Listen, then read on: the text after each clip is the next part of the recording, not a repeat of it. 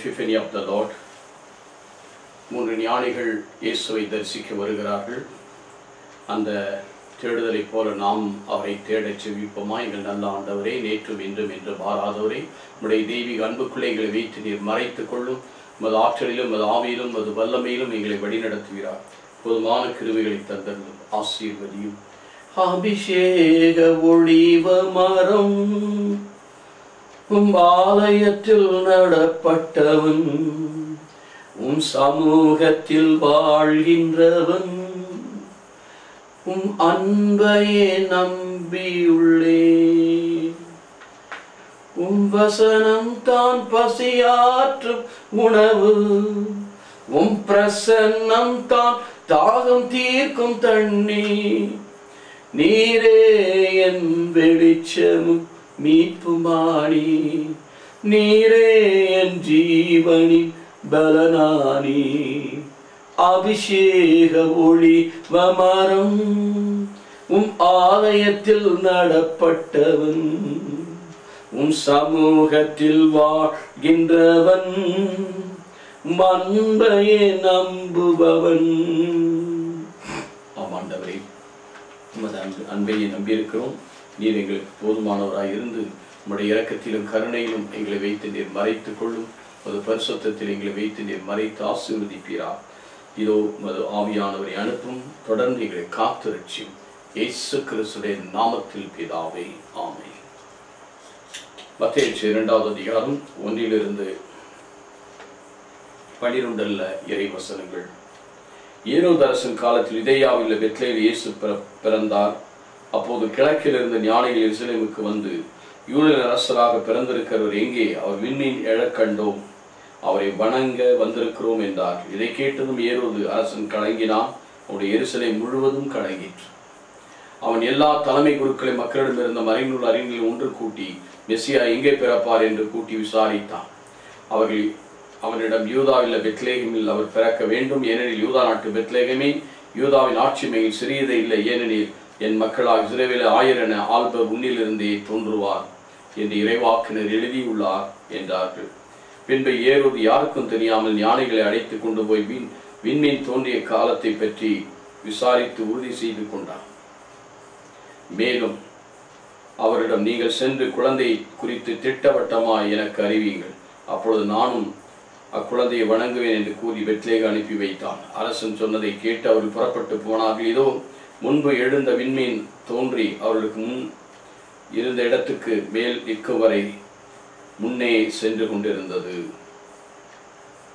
அங்கே நின்ற விண்மீன் கண்டதும் அவர்கள் மட்டில்லா மகிழ்ச்சி அடைந்தார்கள். வீட்டிற்குள் போய்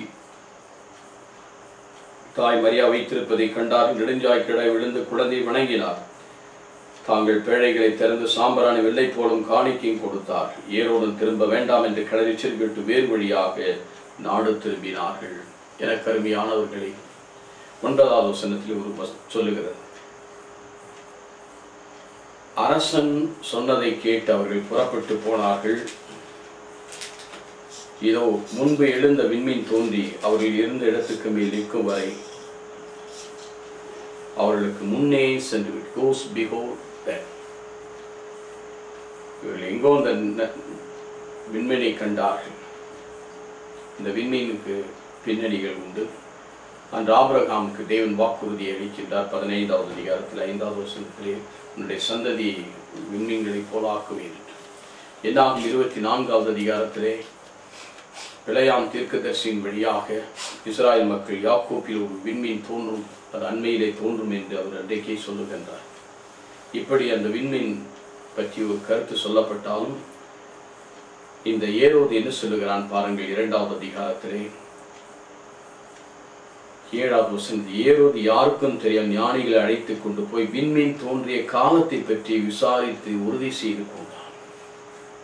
அது எப்ப தோன்றிச்சுன்னு தான் தெரியல. அது எதுக்கு தோன்றிச்சு, ஏன் தோன்றிச்சு, அதெல்லாம் கேட்கல.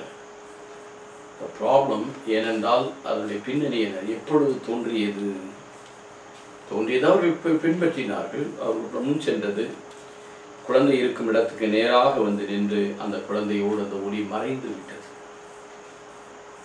இன்னைக்கு ஆண்டவர் நமக்கு எப்போதும் முன்னால் சொல்லுகிறார். மோசே கூட சொன்னார், நீர் முன் செல்ல 33 அதிகாரத்திலே நீர் முன்னே செல்ல வேண்டும். நீர் எனக்கு முன் செல்லவில்லை என்றால் பகலிலே மேகத்துவம் நெருப்பத்துவம் சென்று கொண்டிருந்தது. ஆனால் அவர்கள் பல நிலைகளிலே பின்வாங்கிய போது மோசே உம்முடைய பிரசன்னம் எனக்கு முன்னால் செல்லவில்லை என்றால் நான் போக மாட்டேன் என்று சொல்லுங்கள். இன்றைக்கு அதே போல தேவனுடைய பிரசன்னம் நமக்கு உண்டாதான் நல்ல மெய்ப்பனாக இருக்கிறார். மெய்ப்பன் எப்பொழுதும் ஆடுகளுக்கு முன்னால் போவான், அவன் பின்னால் போக மாட்டான்.